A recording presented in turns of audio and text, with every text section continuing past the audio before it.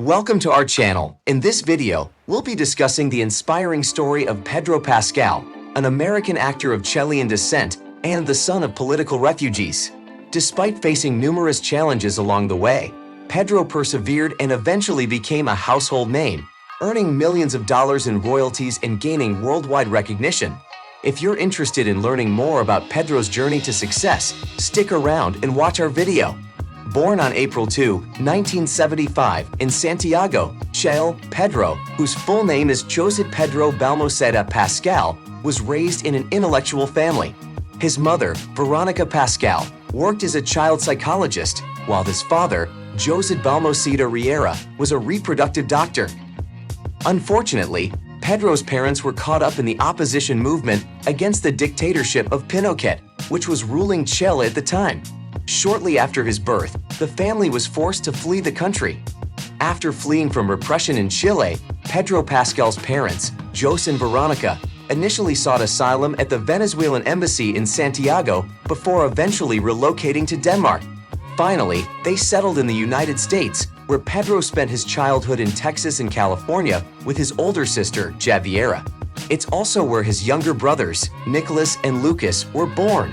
In 2021, Pedro revealed that Lucas had changed gender and now identifies as a woman named Lux. Pedro fully supports Lux's decision. As forced emigrants, Pedro Pascal's parents, José and Veronica, were unable to return to their native Chile. However, they did occasionally send their children to visit relatives there. At just 4 years old, Pedro made an independent journey with his sister, with the assistance of stewardesses on their flight. When Pedro was 8, his parents were finally allowed to return to Chile, and since then, the family has celebrated regular reunions. While the actor now enjoys spending time with family in Santiago, he admits that he is still viewed as a foreigner among them. Growing up, Pedro felt different from his classmates, but he found a kindred spirit in his best friend, a Korean girl who shared his sense of being an outsider. Pedro's parents made a concerted effort to preserve their native culture by speaking to their children in Spanish and maintaining traditions like family dinners around a big table, where they would share stories about their day. José and Veronica also sought to be active in social life, taking the kids to rock concerts and frequent movie outings. Dr. Balmoseda, a passionate lover of the arts, would take the family to the cinema 3 times a week, and it was he who sparked Pedro's interest in the acting profession. Before discovering his love for drama, Pedro was a competitive swimmer, even competing in the Texas state competition at the young age of 11. However, his passion for reading the classics led him to join the drama club, which quickly replaced his love of sports. Although he remained active throughout his high school years, dancing his way through youth, he eventually succumbed to laziness, making it difficult for him to hit the gym. Despite this, he still finds solace in returning to the pool when he does exercise. Our hero pursued his passion for acting at the Orange County School of the Arts, graduating in 1993. Following that, he ventured to New York to continue his studies at the renowned Tisch School of the Arts at New York University, a breeding ground for some of the brightest stars in the entertainment industry. He relished the opportunity to study acting and fully enjoyed the carefree student lifestyle in the bustling city. To make ends meet, he worked as a waiter, although he admits that he wasn't particularly skilled at it, leading him to switch jobs more than 15 times. Meanwhile, Pedro's parents had to return to Chile due to a forced decision. In 1995, Pedro's father, José Balmoseda, was sued for his work at an infertility clinic he ran with his partners. He was accused of stealing eggs and embryos and implanting them in other patients. However, Pedro claims that his father did not do anything wrong. In fact, in Chile, Dr. Balmoseda also opened a clinic for infertility treatment. Are you Mandalorian? After successfully completing his studies at art school in 1997, Pedro moved to Los Angeles but struggled to find work. He returned to New York to pursue professional theater, which eventually led to his first award-winning performances. In 1999, he landed his first TV roles, including voiceover work for the animated series Downtown and guest appearances on shows such as Good vs. Evil and Buffy the Vampire Slayer. However, the joy of a breakthrough in career was overshadowed by the suicide of his mother.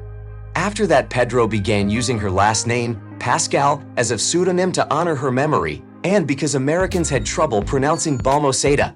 He only made occasional appearances on TV for the next 2 years, including Touched by an Angel and NYPD, as well as the TV movie Earth vs. Spider. He returned to the screen in 2005 for the Spanish-language drama Sisters and a year later, appeared in an episode of Without a Trace. In 2008, he starred in an episode of Law and Order, where he met actress Maria Dizia, and the two showed mutual interest. Though the length of their relationship is unknown, it is the only one Pascal has publicly acknowledged. The actor found more success in theatrical productions, garnering praise for his work in various off-Broadway theaters in New York.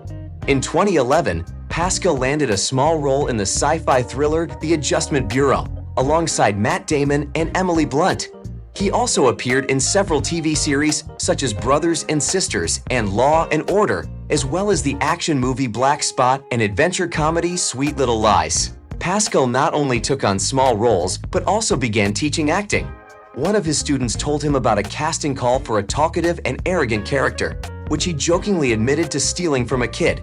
This is how Pedro ended up on Game of Thrones.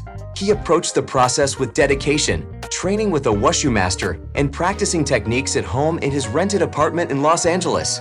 During auditions, he came up with the idea for his character's graceful accent, borrowed from his father. After his success on Game of Thrones, Pascal's career took off. In 2015, he landed one of the leading roles in the horror film Bloodsucking Bastards, but received average reviews from critics. He also appeared in a music video for the popular singer Sia.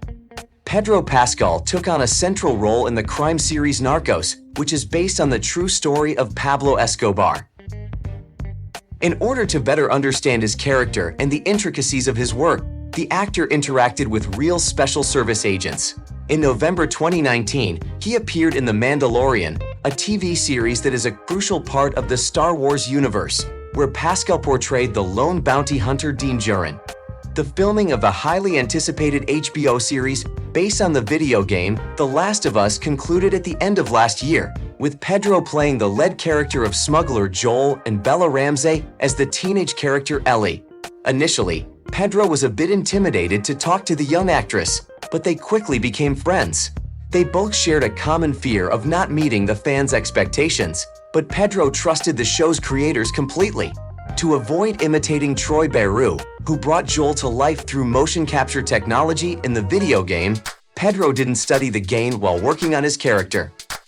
On January 15, the first episode of the series was released, and on the premiere night, it attracted 4 to 7 million viewers in the US alone, making it the second highest-rated debut episode in the history of the service after Game of Thrones. Pedro Pascal was reportedly paid $6 million for the first season, which consists of 10 episodes, with each episode costing $600,000. The series has already been renewed for a second season. After the release of The Last of Us, Pedro's popularity skyrocketed, and he is currently enjoying it. He is happy to engage with fans if they approach him on the street. Pascal prefers to spend his time at home rather than going to clubs. He lives in New York, but he does not allow the press into his apartment. Similarly, he keeps his personal life away from the public eye. If he were not an actor, Pascal would have liked to teach literature or become a military journalist.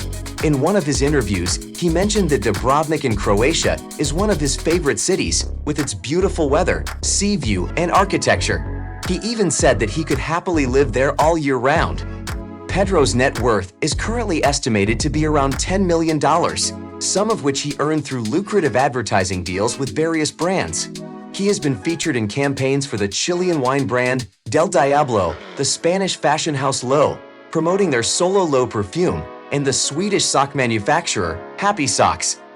When it comes to his car collection, Pedro is often spotted driving a luxurious Mercedes G63 AMG SUV, which has a base value of around $160,000. In addition to this, media outlets have reported that Pascal owns a Mercedes-Benz CLK class, a classic Porsche 35652, and a Dodge Challenger SRT muscle car, all of which are highly coveted by car enthusiasts. Have you been tuning in to The Last of Us? We want to hear your thoughts. Let us know in the comments below. And if you enjoyed this video, don't forget to give it a thumbs up and subscribe to our channel. In our next video, we'll be diving into the life of a truly fascinating individual. Stay tuned.